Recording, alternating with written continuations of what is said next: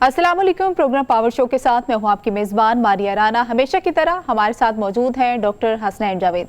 नाज़रीन, सियासी बहरान अब अदालती और आईनी बहरान में तब्दील हो चुका है। सुप्रीम कोर्ट के जजेस में और वकला में वाज़े तकसीम नजर आ रही है। अब कल का दिन बहुत अहम है। कल देखना होगा कि क्योंकि कल के हवाले से एक सुप्रीम कोर्ट ने एक डेट दी हुई थी 10 अप्रैल की कि वजारत ख़जाना जो है वो इलेक्शन कमीशन को फंड्स जारी करेंगे पंजाब में इलेक्शन के हवाले से।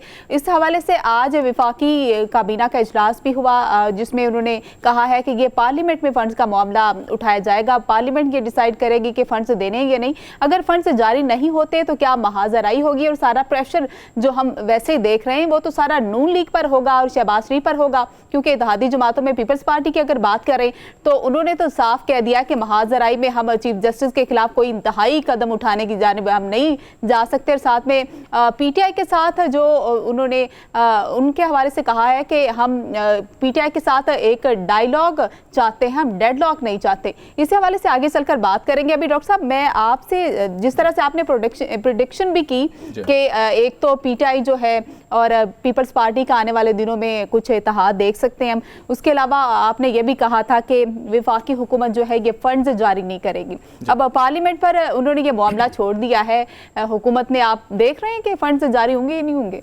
जी देखें, ये अदालती मैटर इसी तरीके से चलेगा जैसे दुनिया के अंदर हमारी जो अदालती निज़ाम है वो 130 नंबर के ऊपर है। तो स्पीडी जस्टिस हमारे सामने नज़र आ रहा है। 2 दफ़ा सुप्रीम कोर्ट की जजमेंट्स आई, उनका आपने उमर अताब बंदियाल साहब की जो जजमेंट्स थी उनका जो आपने मजाक होता देख लिया। अब उस मजाक के बाद मामला ये बनेगा कि दोबारा से वही तरीक़ाकार अपनाया जाएगा। आज इजलास हुआ वफाकी काबीना का और उसके अंदर फैसला ये हुआ कि जो है ये पार्लियामान के पास भेजा जाएगा। पार्लियामान के पास जब भेजा जाएगा तो पार्लियामान का फिर फैसला वही होगा, वही फैसला दोबारा से सुप्रीम कोर्ट के पास भेजा जाएगा और फिर ये पार्लियामान डायरेक्ट नहीं भेजेगी, इलेक्शन कमीशन ऑफ पाकिस्तान जो है वो बोर्ड बनाकर उसके पास चला जाएगा और फिर कहेगा कि हमारे पास जो है वो इनएडेक्वेट, यानी हमारे पास पूरे के पूरे अखराजात नहीं हैं और ये अखराजात वाला मैटर फिर दोबारा से उनके पास चला जाएगा। फिर दोबारा जाने के बाद अगर उमर अताब बंदियाल साहब का मैटर वहां तक चलता रहा, जो स्प्लिट आप वाज़े स्प्लिट देख रहे हैं कि यानी एक सुमोटो के ऊपर है, 184 के ऊपर मामला बना हुआ है, फिर इसी तरीके से जो कि लागू हो जाना चाहिए था 220 और 220 के ऊपर जो बात होनी चाहिए थी, यानी तमाम तर मामला जो हैं वो अदालत के मामले में मावनत करेंगे। अदालत का जो फैसला होगा तमाम इदारे उसकी मावनत करेंगे, यानी सिक्योरिटी प्रोवाइड करेंगे और बाकी मामलात करेंगे। लेकिन ऐसा कुछ किया जाएगा या नहीं किया जाएगा, फिर दोबारा से बात जो है वो पार्लियामान तक आ जाएगी। अब पार्लियामान के पास जो है या पार्लियामेंट के पास जो है वो 2/3 मेजॉरिटी तो है नहीं, कोई फैसला वो कर नहीं सकते। मामला फिर वही पे जाएंगे और यहाँ पे क्या होगा, फिर जाकर के अगर इनडायरेक्टली अगर लगी तो कंटेम्प्ट लगेगी। और हाउस ऑफ शरीफ का मैंने आपको बता दिया कि उनके पास एक ही रास्ता है दोबारा से अपने आप को वाजे करने का, यानी सियासत में अपनी जो सियासी मौत से पहले बचने का तरीका उनको लग रहा है। वैसे तो सियासी मौत हो चुकी है क्योंकि अब उन्होंने ये कहना शुरू कर दिया कि तमाम जो तमाशा था और जितना कुछ भी था वो उन्हीं की वजह से था। माशी तौर पे बदहाली उन्हीं के दौर में थी। 16 अरब डॉलर के ऊपर जब हम थे, जब हमारा रिजर्व था उसके अंदर जब हम 2.9 या 2 पॉइंट से नीचे जा रहे हैं और जब हमें सारे ममालिक जो है वो पैसा नहीं दे रहे और IMF के लिए जाना था इसहाक डार साहब ने और इसहाक डार साहब नहीं जा सके और ये कह रहे हैं कि मुल्क की सूरत हाल के मुताबिक आपने मुल्क की सूरत हाल का क्या करना है। यहाँ गरीब का जनाजा निकाल के रख दिया, यहाँ गरीब को आटा नहीं मिल रहा, यहाँ गरीब 500 रुपए के आटे के लिए जलील हो रहा है, आपने मुतवस्सित तबके को गरीब कर दिया। ये सारे मामलात अलग हैं। लेकिन यहां आपको मैं एक और अजीब बात बताऊं कि एक तरफ ये साइड तो हो गई, यहां सब खान साहब को दुरुस्त कह रहे हैं, ये बात अब उनकी इस टाइम पर ये बात दुरुस्त हो गई कि इलेक्शन तो होने चाहिए। लेकिन जरा वाइडर पर्सपेक्टिव में आप देखें कि बात क्या, यानी जमात इस्लामी क्या कह रही है, फातिमा भुट्टो साहिबा क्या कह रही हैं, बाकी लोग क्या कह रहे हैं, कमरुज़्ज़मान कायरा साहब कह रहे हैं हम तो डेडलॉक चाहते ही नहीं पीटीआई से, हम तो डायलॉग चाहते हैं। इसका मतलब मेरी प्रेडिक्शन वो बिल्कुल ठीक थी कि ज़रदारी साहब हाथ मिला लेंगे, कोई प्रॉब्लम नहीं है। और वो अदालत के साथ जो है वो रिफ्ट भी नहीं चाहते, यानी नून लीग यानी जो पीपल्स पार्टी है वो बहुत शानदार तरीके से जो है वो खेल रही है, लेकिन क्योंकि फुल बेंच की डिमांड जो है वो तो आईनी और जमहूरी तरीकाकार है, वो फुल बेंच की डिमांड कर रही है, लेकिन केस लेकर नहीं गई। नून लीग की जो क्योंकि कहानी खत्म हो गई है और नून लीग की कहानी जिनके हाथ में वो बड़ी गलत है। अब अगर इस पर्सपेक्टिव में देखें तो खान साहब जो है वो मुसलसल इंकलाब की हालत में। अब मुसलसल इंकलाब की हालत में आपको मैं जरा कहानी सुनाना चाहता हूं चिगुएरा साहब की। अब वो चिगुएरा जो थे वो क्यूबा के अंदर इंकलाब लाते रहे।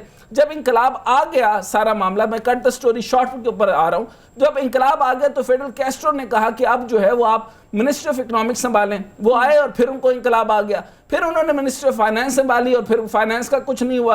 और ये लेके जो है वो इंकलाब और सुर्ख इंकलाब का झंडा लेकर वो लैटिन अमेरिका से अमेरिका में हो गए। और आज चिगुएरा साहब सिर्फ शर्टों पर हैं, लेकिन क्यूबा के हालात नहीं बदले। तो खान साहब इंशाअल्लाह अज़ीज अगर इलेक्शन हुए, जो कि नहीं होंगे, ये नून लीग के फतूर की वजह से नहीं होंगे।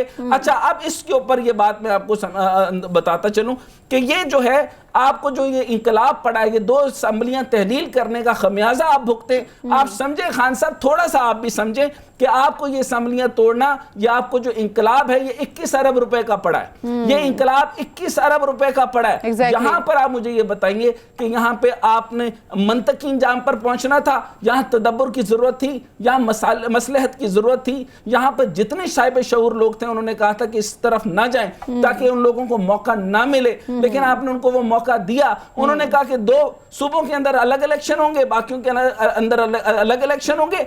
आप जीत की हालत में हैं, लेकिन खान साहब क्योंकि मुसलसल इंकलाब की हालत में, और आपको मैंने चिगुएरा बता दिया, चिगुएरा साहब जो हैं वो कभी भी किसी जगह पे मुस्तहकम स्ट्रक्चर रिफॉर्म्स के साथ एक सल्तनत, एक निज़ाम, एक मईशत को उभार के ऊपर लेके जाने वाला निज़ाम नहीं चाहते। वो शोहरत चाहते थे, वो इंकलाब चाहते थे। और यही करते करते लैटिन अमेरिका से अमेरिका तक और हर शर्ट पे पहुंचते, हर टोपी के ऊपर पहुंचते। चिगुएरा सिर्फ और सिर्फ एक इंकलाबी के तौर पर रह गया। और यही मैं जो है वो इंजाम खान साहब का भी देख रहा हूं। मुल्क की हालात जो हैं वो खराब से खराब तर हो रहे हैं। इसको संभलने के लिए एक ही चीज चाहिए, पाकिस्तानी अवाम नून लीग नहीं चाहती।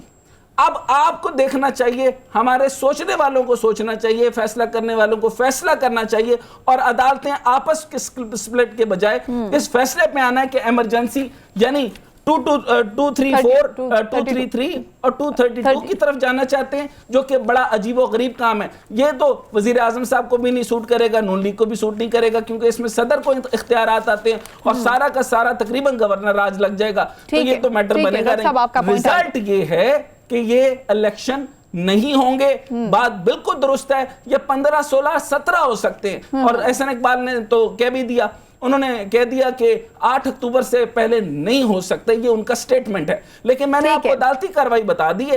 ये क्या होगा, ये बॉल इस कोर्ट से उस कोर्ट और उस कोर्ट से इस कोर्ट। इस दौरान में अंदर आपका, मेरा, इस मईशत का और बेशुमार पढ़े लिखे लोग जो है वो बोरिया बिस्तरा समेटने और पाकिस्तान से रवाना हो जाए।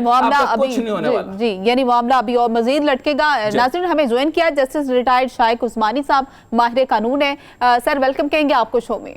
सर, सबसे पहले तो बताएगा कि आज वफाकी काबीना का इजलास था और इजलास में जो फंड्स देने का मामला था इंतखाबात, पंजाब के इंतखाबात के हवाले से, वो पार्लियामेंट पे छोड़ दिया गया है। अब अगर पार्लियामेंट फंड्स की मंजूरी नहीं देती, जैसे कि आपको भी पता कि पार्लियामेंट में जो इनके अपने फैसले होते हैं वही आते हैं, तो क्या पूरी पार्लियामान को घर भेज दिया जाएगा, क्या होगा?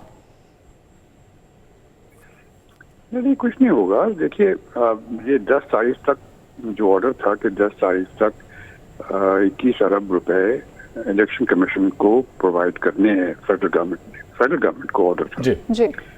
और वो कल 10 तारीख है, और अगर वो कल प्रोवाइड नहीं करते तो फिर इलेक्शन कमिश्नर जाएगा सुप्रीम कोर्ट में और कहेगा कि जी जिससे आपने ऑर्डर किया था हमें तो पैसे नहीं मिले।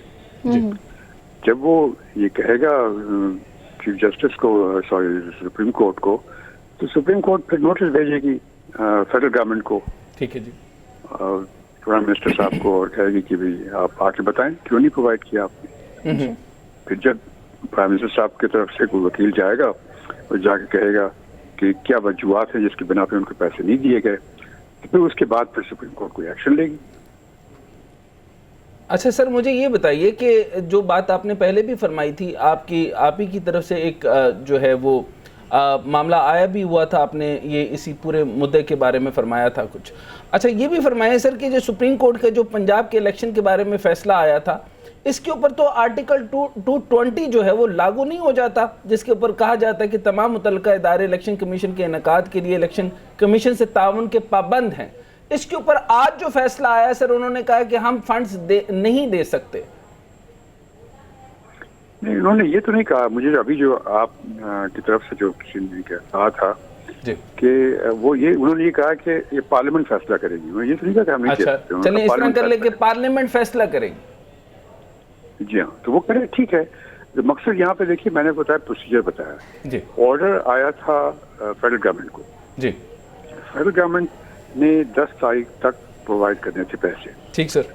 और शिकायत जो होगी सुप्रीम कोर्ट के पास, वो प्रेस रिपोर्ट की वजह से नहीं होगी, वो चीफ इलेक्शन कमिश्नर शिकायत करेगा। ठीक सर, कहेगा जी आपने हमें ऑर्डर दिया था कि 10 तारीख तक पैसे आ जाएंगे, हमारे पास तो पैसे नहीं आए। ओके, ठीक है। तो उस सूरत में फिर सुप्रीम कोर्ट नोटिस भेजेगी। लेकिन सर, सेक्रेटरी वजीर खजाना पहले भी दलाइल दे चुके हैं फंड्स की कमी के हवाले से, उसके बाद उन्होंने ये फैसला जारी किया कि फंड्स जारी किया जाए और डेट दी है। देखिए, आप बात समझिए कुछ कीजिए, जो ऑर्डर्स होते हैं कोर्ट के वो स्पेसिफिक होते हैं जी। स्पेसिफिक ऑर्डर ये था कि फेडरल गवर्नमेंट को डायरेक्शन थी कि 10 तारीख तक, अप्रैल तक वो फंड्स प्रोवाइड करेंगे चीफ इलेक्शन कमिश्नर को। जी बिल्कुल ठीक है सर। और अगर वो प्रोवाइड नहीं करते तो उस सूरत में चीफ इलेक्शन कमिश्नर को हक होगा कि वो सुप्रीम कोर्ट के पास वापस जाए और जाके कहे कि जी हमें ये नहीं मिला। अच्छा, जो बयान सिक्योरिटी के लिए कहा जी हाँ, तो ये दोनों चीजें अगर नहीं देते वो फेडरल गवर्नमेंट देती, तो उस सूरत में फिर वो शिकायत करेंगे सुप्रीम कोर्ट के साथ, और सुप्रीम कोर्ट फिर उस पर नोटिस भेजेगी और उनसे पूछेगी कि आपने ये क्यों नहीं दिया।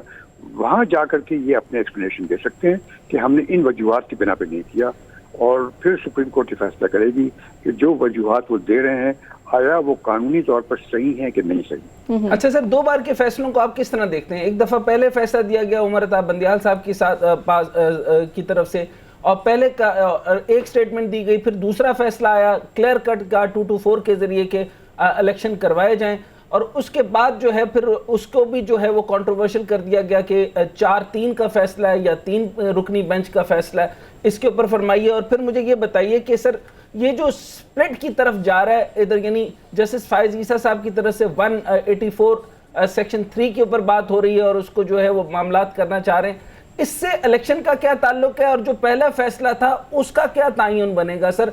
लेकिन उससे पहले भी इन्होंने ये कह दिया कि हमारे पास ये दोनों जवाब हैं कि एक तो सलामती मामलात भी ठीक नहीं है, मुल्की मामलात, और दूसरा जो है वो फंड्स भी जो है वो एडेक्वेट है, इनएडेक्वेट है।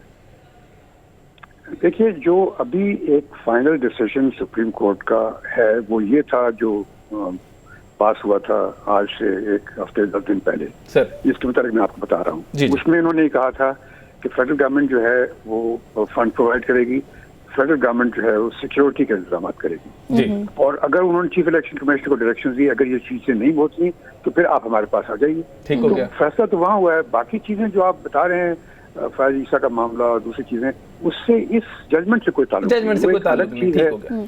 उसका जो हिसाब किताब वो बाद में होगा। अब मैं आगे आता हूँ सर, मामला इलेक्शन का है। अब फॉर एग्जांपल कल ये आ जाता है, यानी इनका आपस में मामला हो जाता है 10 अप्रैल में, अगर फॉर एग्जांपल ये कह देते हैं कि हम फंड नहीं दे सकते, जो भी वजूहात वो बयान करते हैं, यानी फॉर एग्जांपल ये आर्टिकल 209 के तहत या 211 की जो भी मामलात बनेंगे, इसके बाद सर क्या होगा? इलेक्शन कमीशन के ऊपर बात आएगी, वो जवाबदेह होगा, या वजीर आजम भी कंटेम्प्ट या वजीर आजम से भी जवाबदेही होगी? देखिए, आपने अभी मैंने बताया 2-3 दफा कहा है आपको। नहीं, आप बात की मैं समझ गया सर, लेकिन उसके आगे क्या होगा? फॉर एग्जांपल नहीं, चीफ इलेक्शन कमिश्नर जाएंगे, उनको बताना पड़ेगा कि ये चीजें हमें नहीं मिली। ठीक सर। सुप्रीम कोर्ट को तो नहीं पता ना जी, सुप्रीम कोर्ट तो अखबार नहीं पढ़ती, सुप्रीम कोर्ट तो आपके टॉक शोज नहीं देखती जी। उनको चीफ इलेक्शन कमिश्नर बताएगा कि हमें ये चीजें नहीं मिली जिससे आपने ऑर्डर दिया था। ठीक है सर। उसके बाद फिर कार्रवाई शुरू होगी फेडरल गवर्नमेंट के खिलाफ। अगर कार्रवाई करना चाहते हैं, फेडरल गवर्नमेंट फिर जाके एक्सप्लेन करेगी कि किन वजूहात की बिना पर हमने नहीं दिया। ठीक, वो जो भी वजूहात बयान करें, अगर वो वजूहात बयान जो करते हैं वो सुप्रीम कोर्ट समझती है कि सही है तो ठीक है, अगर सुप्रीम कोर्ट समझती है कि वो गलत है, फिर वो उनके खिलाफ एक्शन लेगी, कंटेम्प्ट ऑफ कोर्ट। अच्छा, ठीक हो गया। अच्छा सर, ये भी अब फरमाइएगा कि ये जो 90 दिन है, फॉर एग्जाम्पल अगर डेट एक्सटेंड होती है तो उसके ऊपर कोई वाज़े कानून है कि 90 दिन से जो है वो चंद दिन ऊपर जाया जा सकता है या नहीं जाया जा सकता, यानी प्रोलॉन्ग, यही इंटरिम गवर्नमेंट प्रोलॉन्ग हो जाएगी? नहीं, देखिए आर्टिकल 254 है कॉन्स्टिट्यूशन का, जो ये कहता है कि अगर आइन में किसी चीज के करने के लिए कोई मियाद मुकर्रर होती है सर, और अगर उस मियाद के दौरान ये काम नहीं कर होता और उसके बाद होता है तो वो फिर इनवैलिड नहीं होता। ठीक हो गया। ये एक गुंजाइश रखी गई है 254 आर्टिकल में। अच्छा जी। तो वो तो हो सकता है। नहीं, कानून के मुताबिक कई लोगों का, मैं तो इसीलिए आपसे, यानी तालिबाना सवालात है वो ये कि सर कई लोग ये कह रहे हैं कि 90 दिन का मतलब 90 दिन है और उसके अंदर मैक्सिमम एक्सटेंशन कहीं 21 रोज की है, यानी इसका आपका मतलब है कि कोई ऐसे डिफाइंड लाइन नहीं है इसके ऊपर?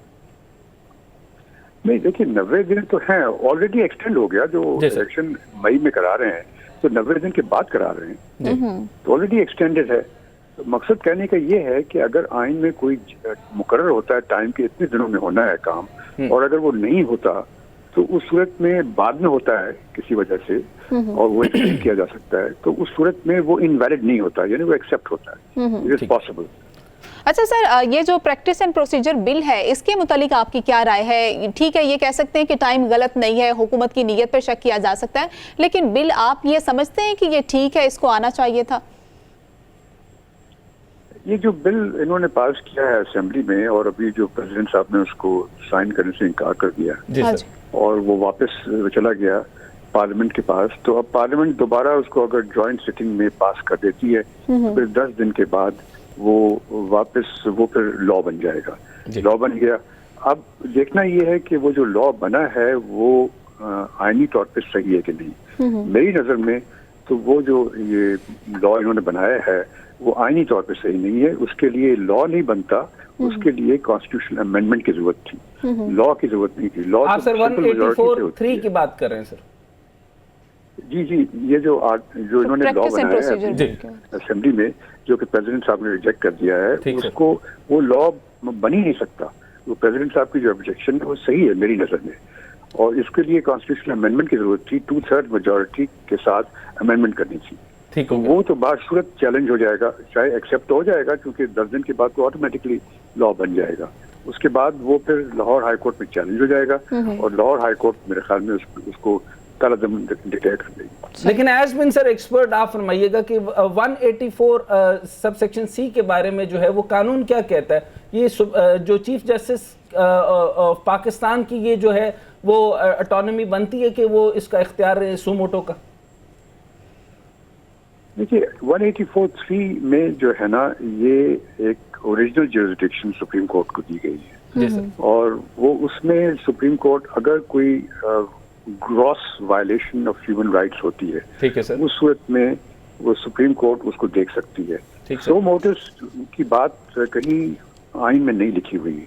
ठीक सर। ये सो मोटो एक प्रैक्टिस बन गई है सुप्रीम कोर्ट की। अब इफ्तिखार चौधरी साहब के जमाने से शुरू हुई है, जहाँ पे वो सो मोटो नोटिस देते हैं और उसके एक प्रोसीजर बन गया है कि जब कोई बहुत ही खतरनाक किस्म की वायलेशन होती है ह्यूमन राइट्स की, उस सूरत में कोई सुप्रीम कोर्ट सो मोटो नोटिस दे। लेकिन इसका मतलब सर ये एक्सट्रीम मेजर्स के तौर पे लिया जाएगा ना सर, यानी बहुत ही स्पेसिफिक ऐसा इशू जो कि अनरिजॉल्वेबल हो तब लिया जाएगा, लेकिन हर मामले के अंदर भी तो सो मोटो नहीं लिया जाएगा।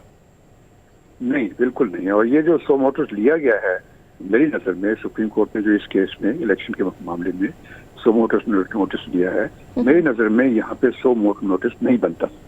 अच्छा, जिस तरीके से ये एक जजमेंट आपने सुनी होगी, यानी 20 नंबर इजाफी क्यों दिए गए उसके ऊपर भी सर ये उन्होंने सू मोटो ले लिया, और उसके ऊपर जब उनका तफसीली फैसला आया जस्टिस काजी फायज ईसा साहब का, उसमें जो दूसरे नंबर का पॉइंट मैं आपके सामने पेश कर रहा हूं कि वो अपने फैसले में जस्टिस काजी फायज ईसा साहब ने कहा कि मुतकब्बराना आमरीत की धुंध में लिपटे किसी कमरा अदालत से निकलने वाले फैसले आइन को बरतरफ नहीं कर सकते। सर इससे मुझे समझाइएगा ये क्या कहना चाह रहे हैं? नहीं, वो देखिए वो तो एक इंटरनल मामला है सुप्रीम कोर्ट का, जहाँ पे वो उन्होंने फायज ईसा साहब ने एक जजमेंट पास कर दी थी और उसको उन्होंने फिर 6 मेंबर जजमेंट बना कर जजेस की बेंच बना करके उसको उन्होंने कलम कर दिया था।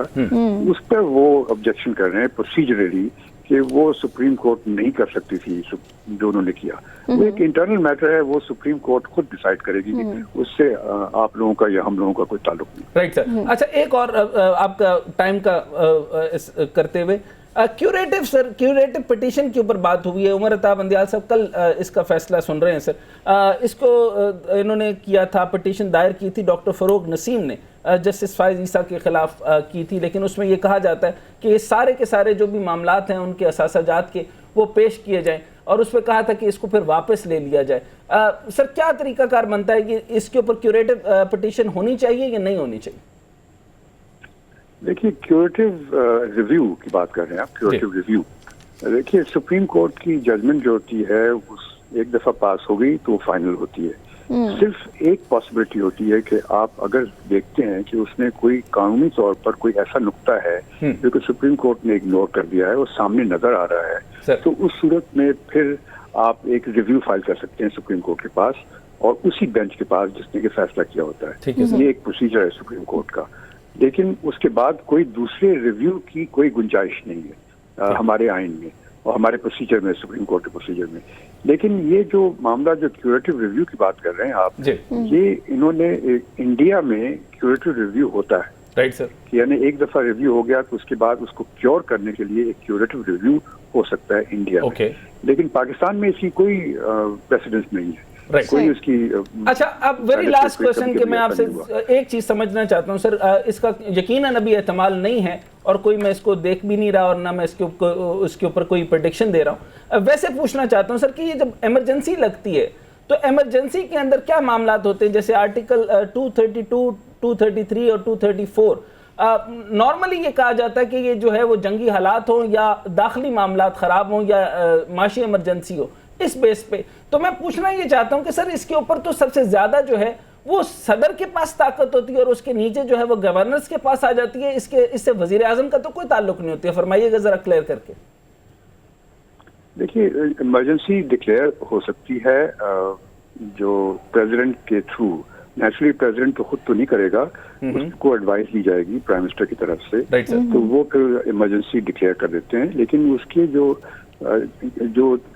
जिस तरीके से जिस मौके पे हो सकती है उसके लिए आइन में डिस्क्राइब्ड है कि हालात ऐसे हैं कि सूबाई हुकूमतें जो हैं वो अपना काम सही नहीं कर सकती, और उस सूरत में फिर वो जो प्रेसिडेंट साहब भी डिक्लेयर कर देते हैं, उसके बाद फिर वो उसको दोनों हाउसेस के सामने पेश किया जाता है, और अगर वो पेश हो जाती है और वो कामयाब हो जाती है तो उस सूरत में फिर वो इमरजेंसी लगाई जा सकती है।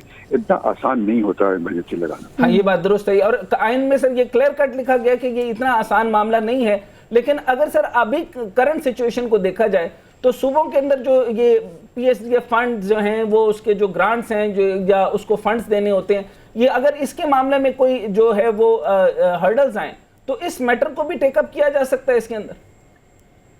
नहीं, वो फंड सूबों को जो फंड देता है फेडरल गवर्नमेंट, उससे इसका कोई ताल्लुक, उसमें कोई इमरजेंसी नहीं होती है। इमरजेंसी तो ये होती है कि हालात इतने खराब हो जाएं कि सूबे की हुकूमत नहीं चल सकती, ये देखना होता है। बहुत शुक्रिया जस्टिस शाइक उस्मानी, माहिर कानून हमारे साथ मौजूद थे। नाजरीन, एक ब्रेक लेंगे, ब्रेक के बाद वापस आते हैं। ब्रेक के बाद खुशामदीद नाजरीन। रहनुमा पीटीआई जमशेद इकबाल चीमा साहब ने हमें ज्वाइन किया है। सर वेलकम कहेंगे आपको शो में। सर, विफाकी काबीना का इजलास आज हुआ है और फंड्स का जो मामला है वो पार्लियामेंट के ऊपर छोड़ दिया गया है। आपको लगता है कि पार्लियामेंट मंजूरी देगी और फंड्स मिलते हुए नजर आ रहे हैं आपको? देखें, ये तो आप कह लें कि तय करना है या कर रही है गवर्नमेंट कि उन्होंने किस हद तक खिलाफ आइन, खिलाफ कानून जाना है या गद्दारी का मुर्तकब होना है। आर्टिकल 6 को कितनी दावत देनी है उन्होंने, ये उन्होंने तय करना है। लेकिन अभी तक जो सूरत नजर आ रही है, ये वो लोग हैं जिनके पास मैंडेट नहीं है और इनका ख्याल है कि जो उनकी परफॉर्मेंस रही है, इस परफॉर्मेंस के होते हुए शायद ये मैंडेट का आखिरी बारी है, इसके बाद इनकी कभी बारी नहीं आएगी। लिहाजा वो जिस तरह भी हो, उल्टे हों सीधे हों, गालियां खाएं, जूते खाएं, प्याज खाएं, जो कुछ भी खाएं, वो इसे मेंटेन करना चाहेंगे कि हुकूमत रख सकते हैं, जबरदस्ती रखने की कोशिश करेंगे। लिहाजा इनको तो अवाम ने इनके गले में रस्सा डाल के लाना है स्टेज पे, इलेक्शन की स्टेज पे। ये आप कह लें कि खुद तो नहीं आएंगे। दूसरा ये है कि जो अदारे हैं, सुप्रीम कोर्ट ने डिसीजन करना होता है, बाकी अदारों ने या अदालत ने डिसीजन करना होता है, बाकी अदारे जो हैं स्टेट की, आप कह लें कि लॉ एनफोर्समेंट एजेंसीज जो हैं, उन्होंने उसको इम्प्लीमेंट करना होता है, या आपकी जो ब्यूरोक्रेसी की मशीनरी है, हुकूमती मशीनरी, उसने उसको इम्प्लीमेंट करना होता है। अब अगर लॉ एनफोर्समेंट एजेंसी की बात कर लें या हुकूमती मशीनरी की बात कर लें, वो अगर गैर आईनी काम करने वालों के बड्डी बन जाए तो ये बात अनप्रेडिक्टेबल है, ये तो नहीं की जा सकती, लेकिन अभी तक हो रहा है ऐसा। ये बड़ा ही अनफॉर्चुनेट। चीमा साहब, ये फरमाइएगा कि सुप्रीम कोर्ट के फैसले के बाद के आर्टिकल 220 लागू हो जाता है, यानी इसका मतलब ये हुआ कि तमाम मुतल्लिका इदारे इलेक्शन के इनेकाद के लिए इलेक्शन कमीशन से ताउन के पाबंद हैं। अच्छा, पाबंदी हो गई सर, अब यहाँ पर ये मामला चला गया, वो फिर दोबारा से पार्लियामान में भेजेंगे और वही सुप्रीम कोर्ट का फैसला जो पहले आया था फिर दूसरी दफा आ गया, यानी पूरी कुव्वत के साथ फैसला दे दिया गया। उमर अता बंदियाल साहब ने पूरी कौम को कानून और आइन के मुताबिक फैसला सुना दिया। अब क्या होगा, क्या चाहते हैं? आपको लगता है कि कल की तारीख के अंदर ये फंड्स जारी कर देंगे? देखिए, मैं कह रहा हूँ कि चीजें अनप्रेडिक्टेबल हैं। कोई सोच सकता था कि सुप्रीम कोर्ट का डिसीजन हो और हुकूमत कहे कि हम सुप्रीम कोर्ट के डिसीजन को नहीं मानते। Exactly. हुकूमत का तो काम है सुप्रीम कोर्ट के डिसीजन को, मतलब, और हुकूमत का काम क्या है? हुकूमत का काम ये है कि अदालती फैसलों को इम्प्लीमेंट करवाना हुकूमत का काम है। अगर हुकूमत अदालती फैसले अमल दरामद नहीं करती फिर हुकूमत है कैसी?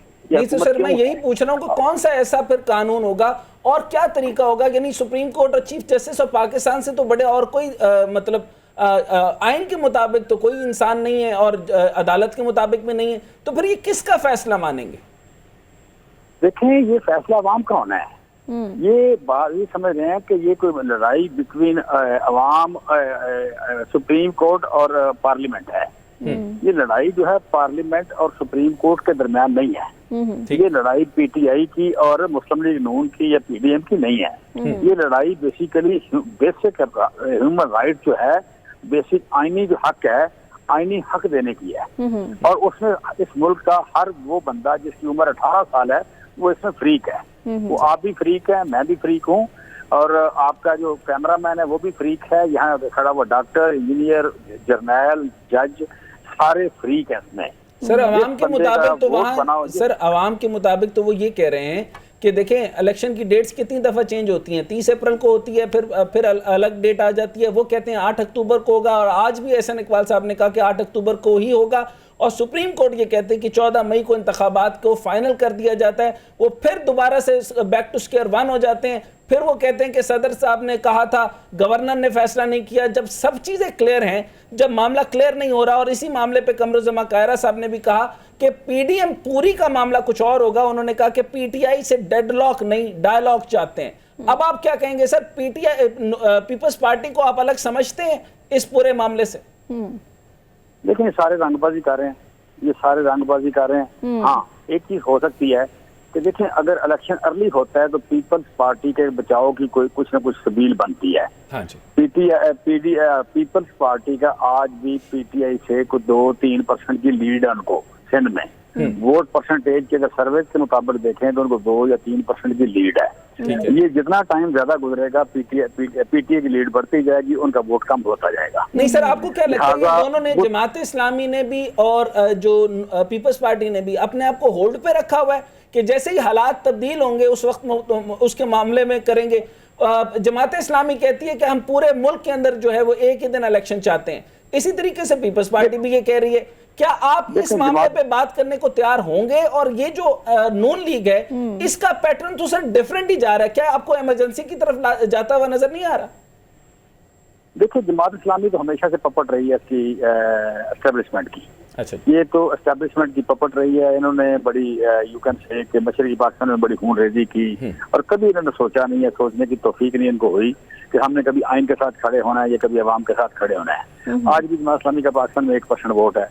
सबसे पुरानी पार्टी है इस मुल्क की, मुस्लिम लीग के बाद सबसे पुरानी पार्टी है ये।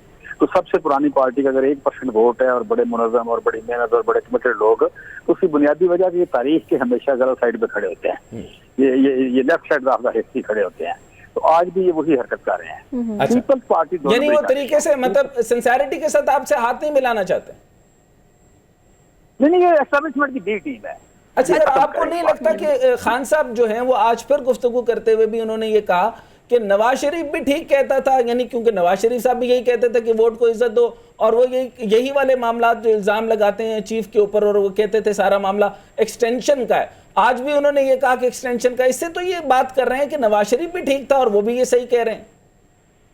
देखिए, नवाज शरीफ ने यही कहा ना, वोट को इज्जत दो। सर, नवाज शरीफ ने यही कहा ना कि हर 3 साल बाद आपको हारिश क्यों होती है, हर 3 साल बाद आप हुकूमत क्यों करा देते हैं। हर बंदा आता है, वो एक्सटेंशन मांगता है, और हर बंदा आता है इलेक्टेड गवर्नमेंट को पहले घर भेजना चाहता है। ये वजह क्या है? पर आप अपनी नौकरी को लंबी करना चाह रहे हैं और आप वजीर आजम का टेन्योर हमेशा छोटा कर देते हैं। एक बात फरमाइएगा कि आपको लगता नहीं है सर, आज आपने जो हालात देखे, फिर सुप्रीम कोर्ट के फैसले देखे, फिर उनके ऊपर अमल दरामद नहीं देख रहे, क्या आप फोर्सी नहीं कर रहे थे कि ये मामलात होंगे? और जब आपको ये कहा गया कि इसके ऊपर जरा सोच लें, तो आज जो सर वो इमरान खान साहब का इंकलाब है वो 21 अरब रुपए का पड़ा, जो कि उसके ऊपर उनको मौका मिल गया कि वो आ गए। अब सर ये बताइए कि अगर ये 2 सूबों के अंदर जो आपकी गवर्नमेंट थी, अभी इसी के अंदर जो हमने दोबारा से इलेक्शन करवाने हैं, अगर यहीं पे हुकूमत होती तो आज पूरे मुल्क में इंकलाब यानी 2/3 मेजॉरिटी के लिए बात बेहतर ना हो जाती? आज हमने पावर को आपने खुद अपने हाथ से उनकी तरफ नहीं दे दिया। देखें, हमें इस बात का बिल्कुल अदराक था कि ये लोग अक्टूबर में इलेक्शन नहीं करवाएंगे, और हमारा अदराक अब हर बंदे को हो रहा है। हमें 4 महीने पहले इस बात का अदराक था, लोगों को अब पता लग रहा है कि ये लोग इलेक्शन नहीं करवाना चाहते थे अक्टूबर में भी। जो लड़ाई अक्टूबर में शुरू होनी थी हमने पहले शुरू कर दी। अच्छा, ताकि यानी आपको ये कंफर्म था कि ये अक्टूबर तक इलेक्शन नहीं करवाएंगे? 100% कंफर्म था कि ये कोई 6 महीने की बात करता था, कुछ साल की करता है, कोई 1.5 साल की, कोई 2 साल की। ये ना 6 महीने की है ना 2 साल की है। बहुत शुक्रिया सर, आपका पॉइंट। हमशेद इकबाल चीमा रानमा पीटीआई हमारे साथ मौजूद थे, अपनी राय का इजहार कर रहे थे। देखते हैं कि कल जो है वो फंड्स मिलता है या नहीं इलेक्शन कमीशन को। इसी के साथ ही मुझे और डॉक्टर साहब को इजाजत दीजिए। अपना बहुत सारा ख्याल रखिएगा। खुदा हाफिज़।